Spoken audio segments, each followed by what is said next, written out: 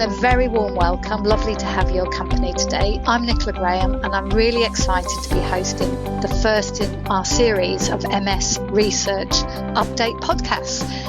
Totally auspicious that our first episode should be providing the highlights and the hot topics from ECTRIMS. That's the European Committee for the Treatment and Research of MS. It's the largest annual international congress in the world that's devoted to research in MS. So it's fabulous that we're able to bring this to you. So if you want to know what's happening in the big wide world of MS research, then I encourage you to stay listening. And I'm so lucky today that we have Brett Drummond from MS Translate, and he's going to be providing the insights and the highlights. Brett was up until all hours of the morning because ECTRIMS was in Vienna, listening and collating information to provide us this update. Just a little bit about Brett's background and MS Translate. It's an organisation committed to keeping people living with MS up to date and informed of developments in research and treatments. And Brett and his team provide that information in a really easy to understand way. He's a science communicator. Brett's co-founder of MS Translate, and he's got a passionate background in MS research. Really warm welcome, Brett. Yeah, thank you so much for having me. It's really great to be here. And as you say, I do appreciate it being just a few days after the conference finished so that I could catch up on a little bit of sleep before we do this chat. Fantastic. And yeah, I'm hoping that you are a bit over your virtual jet lag now, Brett. So we'll jump straight in. You've just, as we mentioned, participated in ECTRIMS 2021. I'm really keen to hear, what do you think are your top 3 hot topics, and what do you think our listeners would be most excited to hear about? Yeah, well, there was a lot, and I'll start by saying that I haven't actually managed to narrow it down to 3. I'm going to go with 4. And these are really just the tip of the iceberg as well, because there's so many sessions that go on at the same time at ECTRIMS.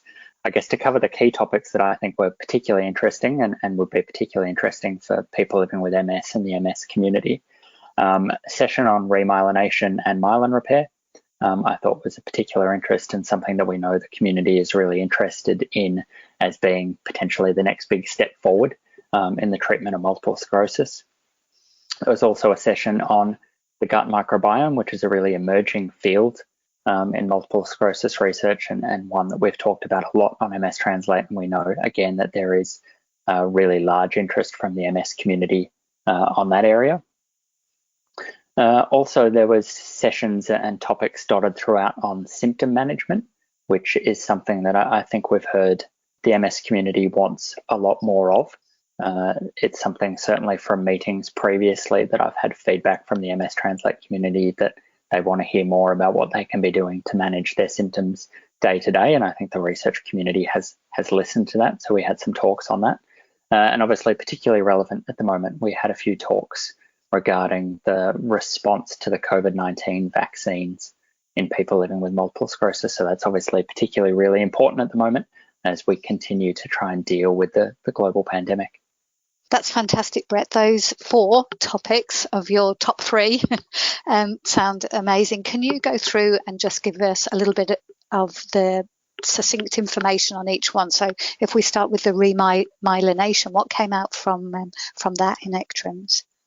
Yeah, so the remyelination session was interesting. It was largely providing some updates on some recent clinical trials that have been conducted in that area and looking at a few different therapies.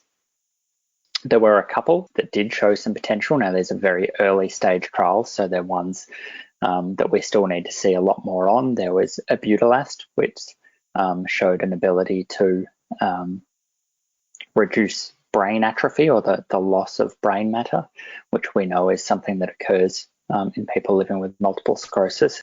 There was some work presented out of the University of Cambridge, and the initial trial results were presented at the MS Virtual 2020 conference last year around a treatment called Bexarotene. And so while this actually was successful in its trials, it did show potential to repair myelin. The adverse effects and the side effects that the people on the trial experienced as part of this were far too severe for it to be pursued as a therapy. but it's given them a lot of information about what might work and what might not work in this space.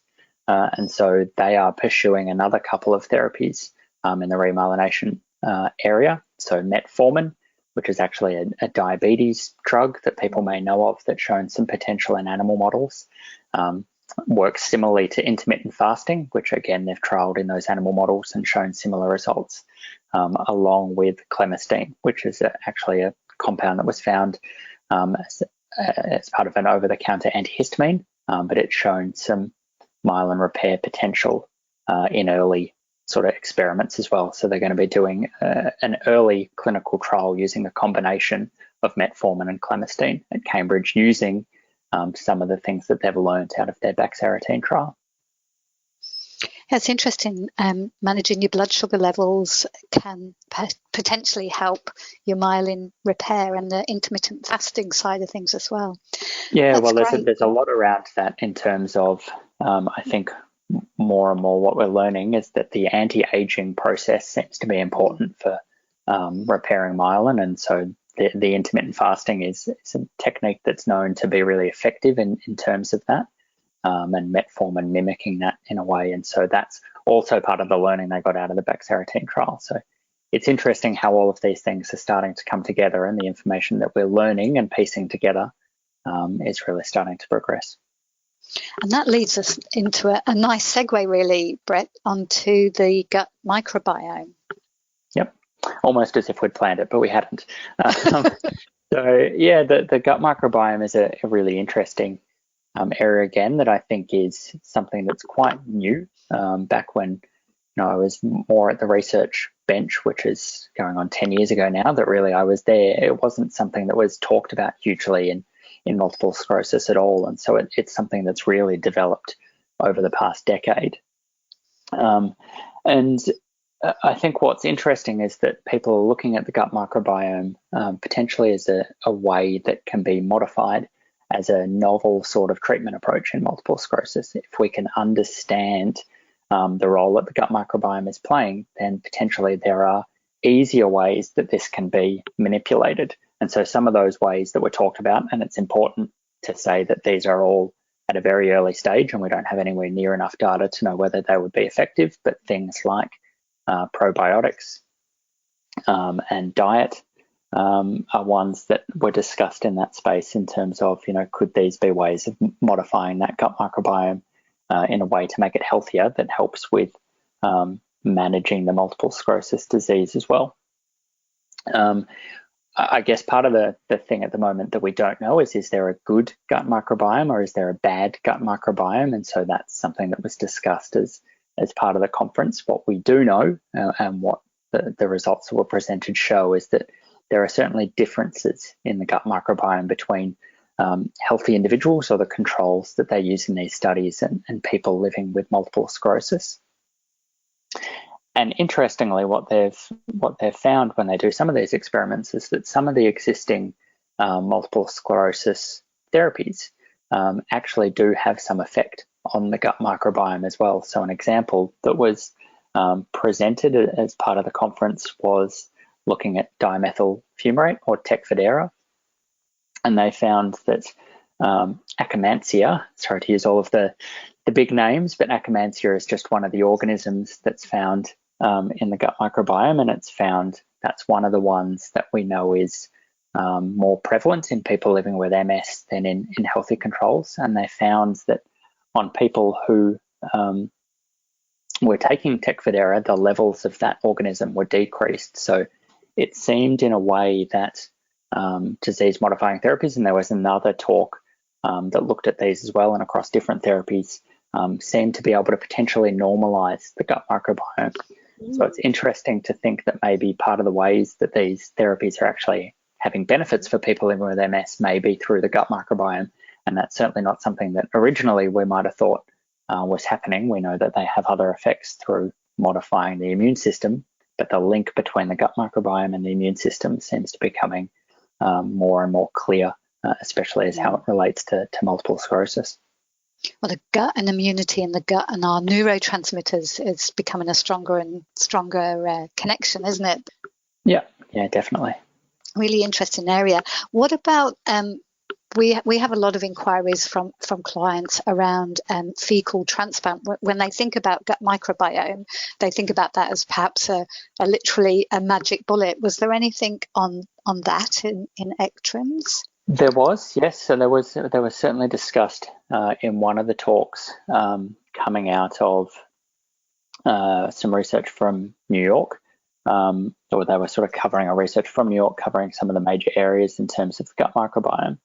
And in terms of the fecal transplants, they sort of looked at two main case studies that have been published on this. I think there's been a lot going on in the area, but potentially not a lot of research that's necessarily been published to this stage. So they focused on these two case studies in terms of people living with MS.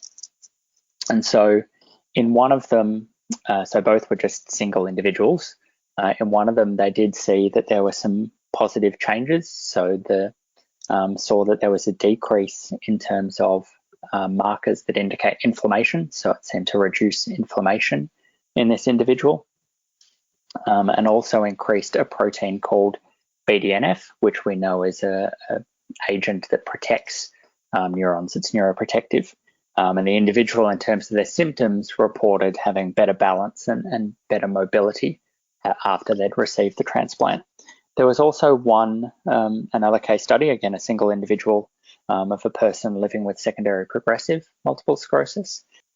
And interestingly, and this was just presented as the case study, so there was no actual data that we could look at, but they reported that in this individual, they, after the transplant, were clinically stable for 10 years post-transplant. Now, we don't have any information about what else might have been going on with this individual that might have also led to that, but that's obviously quite interesting.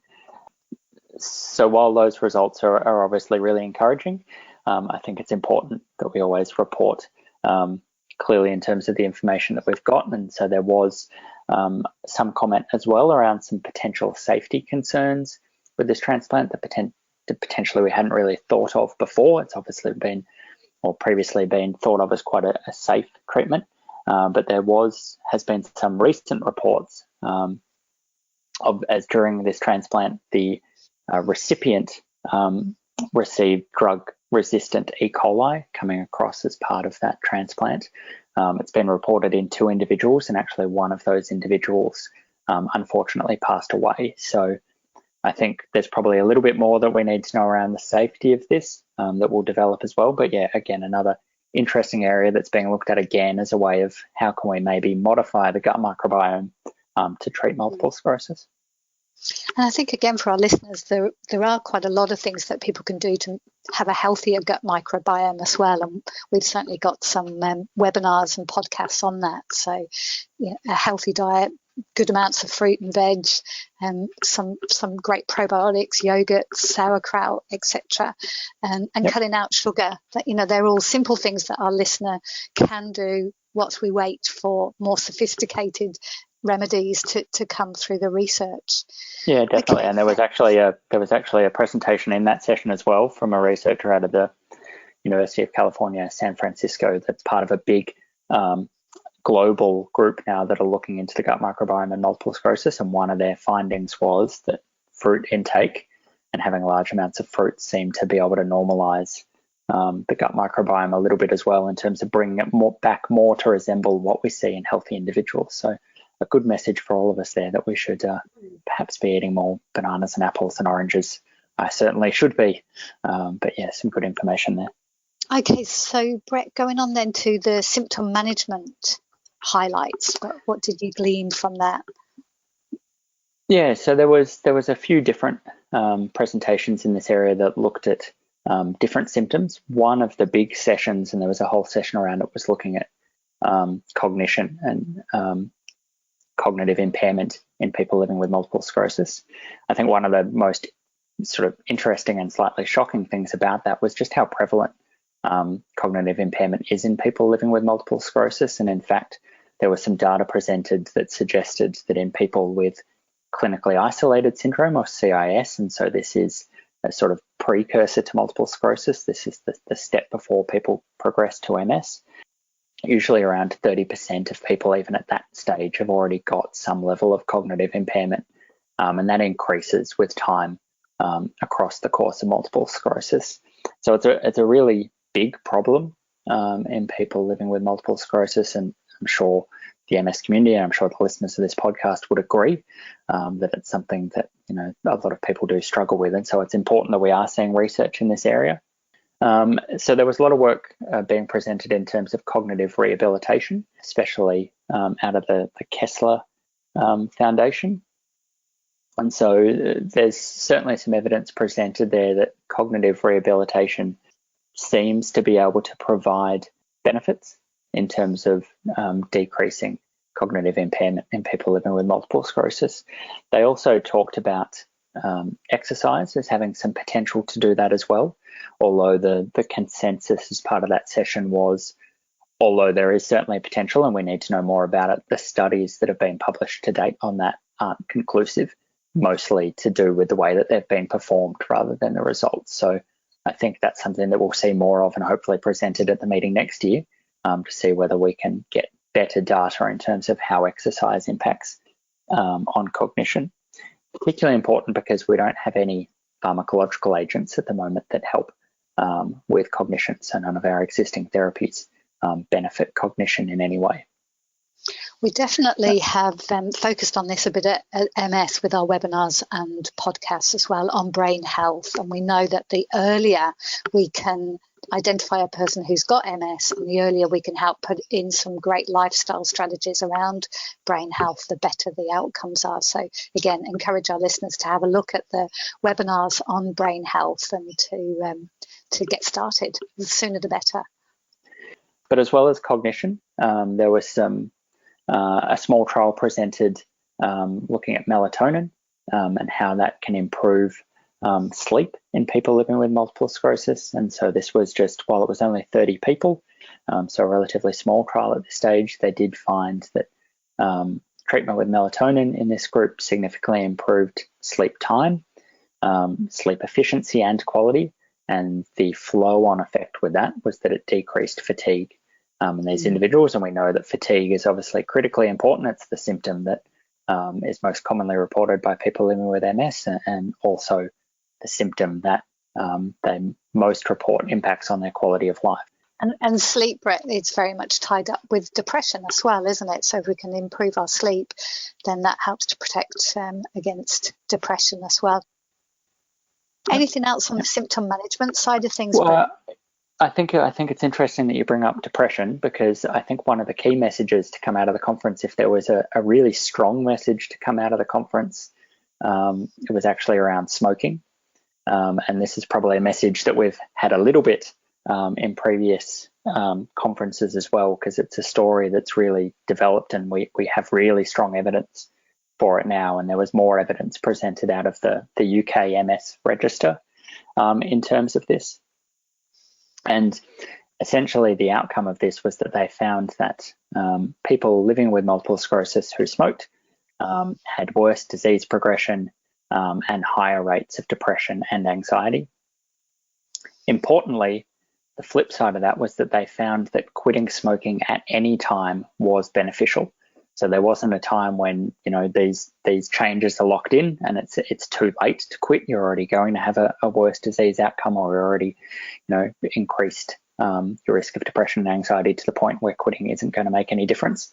That certainly wasn't the case. So a very, very key message coming out to all of the neurologists and clinicians that were attending was that they should really be strongly encouraging any of the people that they see to, if they do smoke, to quit smoking, because we know that it is having a really serious impact on a lot of different areas for people living with MS. And again, for our listeners, we know that's not always an easy ask to quit smoking. And so we have got webinars on quitting smoking. And obviously also there's the quit line, which we encourage people to get help to enable them to quit smoking. And what about the response to COVID-19, Brett? That was your number 4 of your top 3. Number 4, but could potentially have been number 1. Yeah, obviously this is a really important topic at the moment as we continue to navigate global pandemic. And I think the difficulty with this up until now has just been that we don't have, or we haven't had enough data to really be able to comment on it. We obviously have a lot of people around the world that are starting to get the vaccines, but people living with multiple sclerosis being just a small subset of that, we need to wait to get the numbers to be able to get anything meaningful out of it. And so mostly what we've seen is some, I guess, two groups, data coming out of Israel and data coming out of Italy were the two main ones that were presented. And these were mostly looking at the response generated to the vaccine in people living with multiple sclerosis on different therapies to see whether or not these therapies impacted on how successful the vaccine was in those individuals. And so in the Israeli study, they looked at people living with multiple sclerosis who weren't currently taking any treatment, who were on cladribine or Mavenclad, who were on fingolimod or Gilenya, and who were on ocrelizumab or Ocrevus.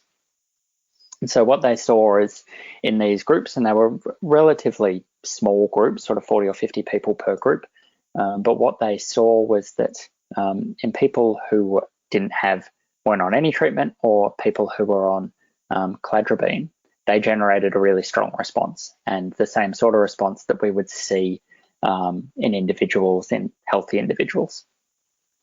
When they looked at people on fingolimod and people on ocrelizumab, they saw that response was much lower. And to the point where there obviously were questions around whether or not the response generated would be strong enough to provide protection against.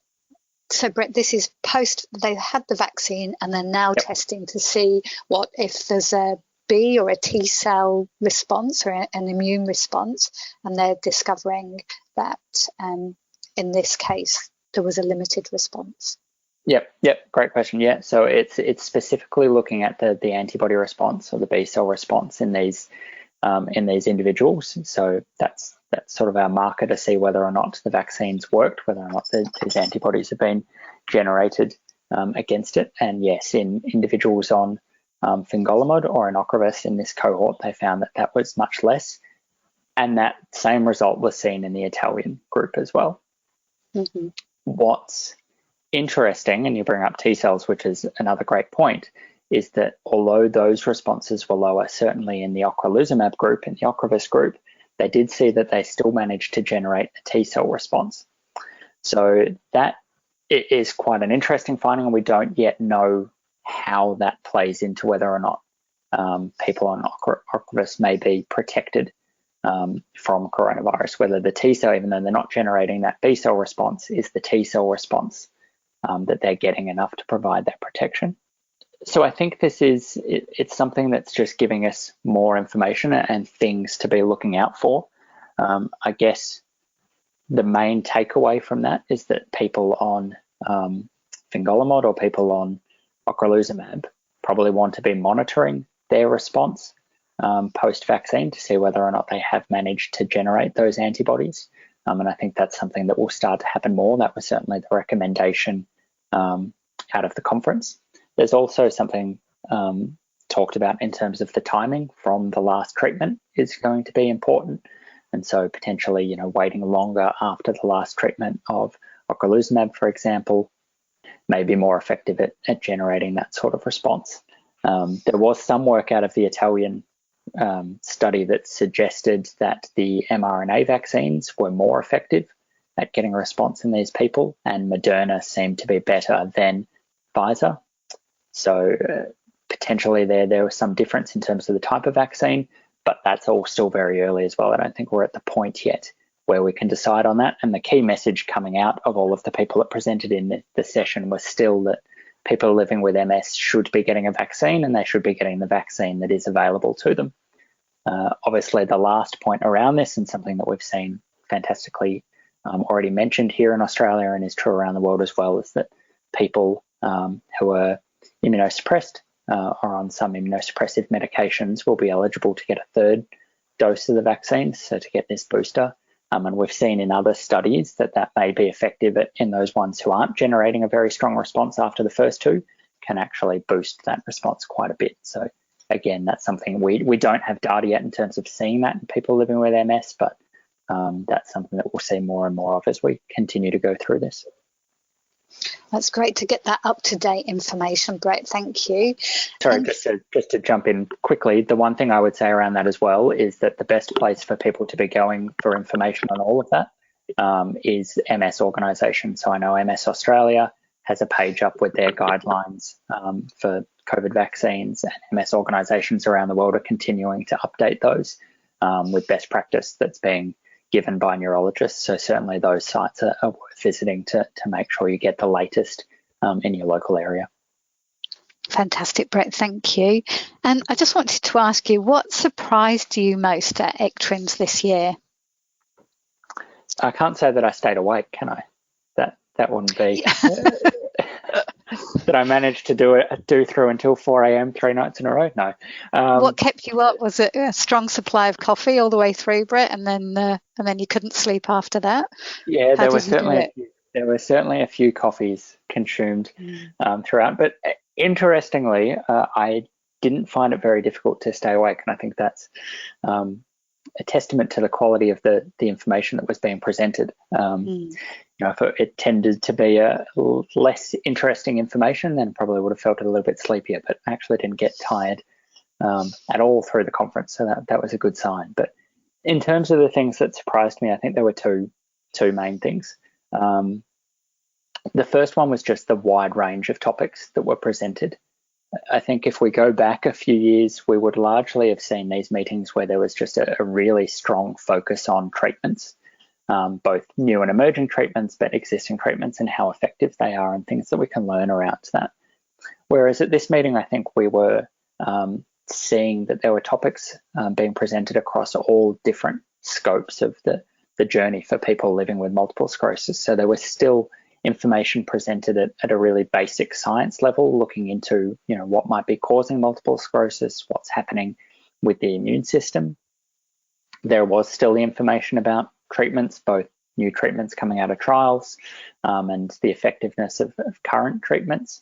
But then going through to, as I've already mentioned, symptom management and lifestyle modifications. And I think that especially those last two is a result of the power of the voice of the multiple sclerosis community. The things that I think people living with MS have pushed to see more work done on for many years.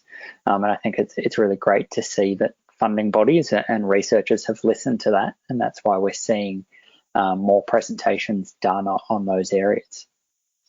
Well, it is an area that our listeners can exert a little bit of control over themselves whilst they wait for some other breakthroughs in research. So I can appreciate that. Yeah, definitely. And I mean, one of the conversations that I actually had largely on Twitter during the conference was around, especially if we stay in this virtual space a little bit, there is a real potential to involve people living with MS and the MS community in these research conferences. I was quite heavily pushing to have an extra day of a conference where it is all centered around having research presented directly to the MS community and engaging them in two-way discussions with researchers, because researchers have a lot to learn from people living with MS, and people living with MS obviously are interested in the information. So I think sort of bringing those groups together could be a really powerful way of moving forward in this area. And I completely agree with you that the power that the community has to speak up and say what they're interested in and what they want to see more research into is a really great way that they can be engaged and participate in research. Brett, I really hope that request from you is heard and met with compassion and understanding, because I think that would be fantastic if we could have a day that is pitched with the researchers to people with MS. It would be a two-way benefit for sure. I'm really interested, Brett, to know, just as we wrap up, last question, what area of research are you going to be watching most closely? Yeah, I mean, I think probably the ones that I've already mentioned. Over the short term, I think we'll have to be watching the research into the COVID-19 vaccines, just because it is so critical for people living with multiple sclerosis at the moment. So that's certainly one. I think the other one will be remyelination. I think for me, that's an area where we're starting to see a lot of work go into. I do think that that is a really big step forward in terms of the next thing that may be able to benefit people living with multiple sclerosis to manage the disease. I think that the current treatments that we have are really effective in terms of being able to dampen down the immune response, especially when we add in something like HSCT, which we haven't talked about yet, although I have seen that MS Australia have just published an article on that, so I recommend people go and read their update on that topic. But that I think, going beyond that and actually being able to repair the damage that occurs rather than just necessarily stopping new damage or slowing new damage, if we can repair damage, that gives us the potential to, maybe be able to actually reverse some symptoms. And that would be fantastic. So I think that's the area that I'll be following most closely. The trials coming out of Cambridge, certainly I'll be looking into closely. I think that's probably for me the big one. Well, we'll have to keep our ears to the ground with that remyelination especially. Brett, you mentioned HSCT, so I would like to just squeeze that into our podcast as well. Can you give us a quick overview of what came out of ECTRIMS on that topic of stem cell? Yeah, so there was a lot of work done on this, and I think it's a really big area at the moment in terms of multiple sclerosis research. We're seeing more and more trials conducted on this, and there was a lot actually over the past couple of years as well in terms of this treatment and how it could be used for people living with multiple sclerosis. There was, what I've heard, was a fantastic talk at ECTRIMS around a trial looking at HSCT in people living with secondary progressive multiple sclerosis.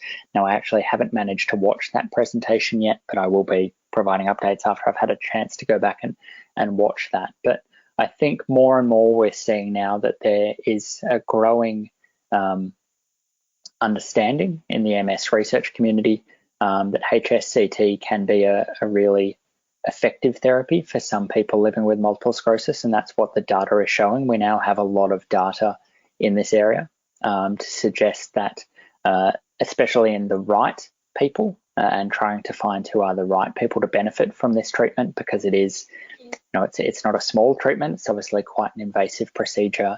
It's difficult to go through. But understanding who are the best place to benefit from it is something that we've seen.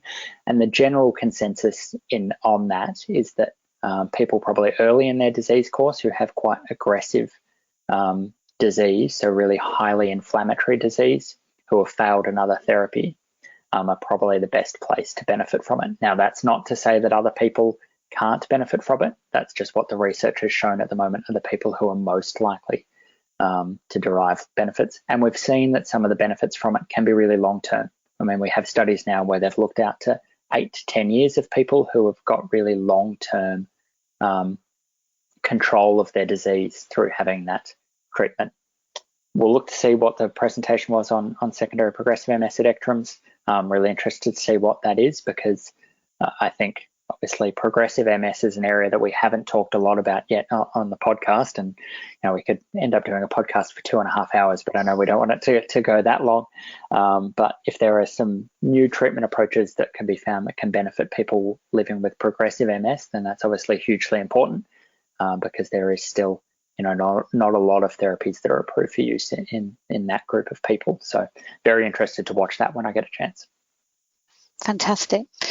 Brett, thank you so much. Thanks for staying up all night and into the early hours of the morning so that our listeners can benefit from your experience. And thanks for all the time you've spent covering ECTRIMS and putting forward the information in a really beautiful, easy to understand fashion. If people want more information on a particular topic, so for example, the stem cell area that you would like to have a bit more of a look at, where can they head to, Brett, for a bit more info from ECTRIMS? Yeah, so certainly I'd be recommending obviously following MS Translate. If I can say MS Translate as a site, will be continuing to post updates on ECTRIMS as I continue to look through the presentations, and I'll be doing a few more video conversations with a researcher from the US, Dr. Travis Stiles, who's recently joined the team and actually works in the remyelination space. So we'll certainly be talking about that topic a lot more with him. But aside from MS Translate, I would say obviously MS Australia, as I said, have posted some great articles lately. Stay tuned to MS Limited as well, or MS Get Involved as they are on Facebook. because obviously you're doing these podcasts and we'll have a lot of information as well. And really just, I guess, looking online, but being careful about where you look. And if you find information online that you want to know more about or have questions, certainly I'm happy to answer questions. You can contact me through any of the MS Translate social media platforms, or you can contact your MS organisations as well. While there is a lot of great information online, we also know that there is a lot of misinformation online.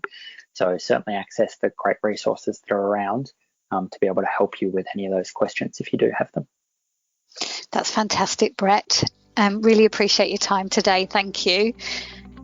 And thanks for joining us today. Remember, you can access our services, whether it's NDIS or nurse advisors, social workers, employment support, education, etc., through calling MS Connect on 1800 042 138. And as Brett said, if you want more information about any of the topics we've touched on today, you can call our MS Connect number 1800 042 138, or you can look on our website as well. If you found the podcast useful, we'd love you to subscribe to the series.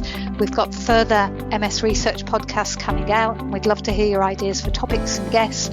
Please get in touch, email us. We'd love to hear from you. education@ms.org.au. Thanks for your company today, and bye for now.